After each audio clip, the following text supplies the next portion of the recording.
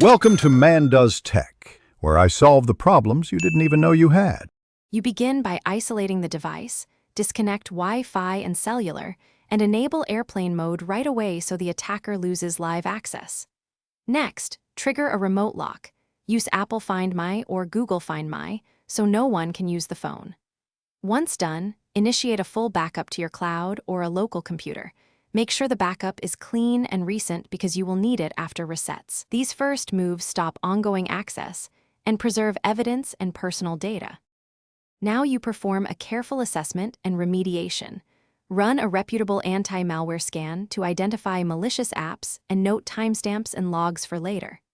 After cataloging, perform a factory reset with a full wipe.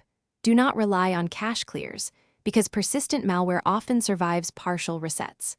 Once the phone is clean, change all passwords for accounts that touch the device from a different trusted computer or phone, and enable two-factor authentication to prevent re-entry.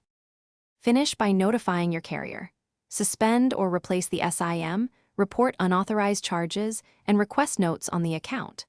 Once done, enable recovery options and monitor logins and credit activity for 30 to 90 days because attackers often attempt re-entry later.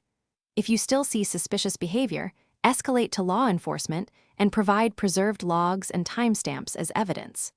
One troubleshooting tip: if remote access resumes after reset, boot into safe mode to remove persistent apps or reimage using official firmware.